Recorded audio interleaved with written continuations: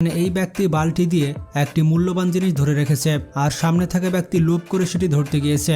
এরপর তার অবস্থা কি হয় দেখে নিন।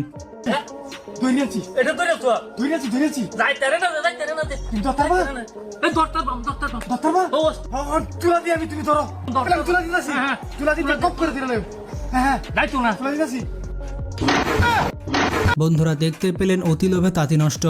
আপনারা হয়তো জানেন না ফুচকার স্বাদ কোথায় লুকিয়ে থাকে। এই দেখুন ফুচকার স্বাদ কোথায় লুকিয়ে থাকে। ফুচকা এত স্বাদ, আজকে আপনাদেরকে রহস্যটা দেখাবো। কিছু মানুষ এমন রয়েছে যারা মোটরসাইকেল হাতে পেলে স্টাইলের কোনো শেষ থাকে না। সে বাইকে স্টাইল দেখাতে গিয়ে নিজে ধপাস হয়ে পড়ে যায়।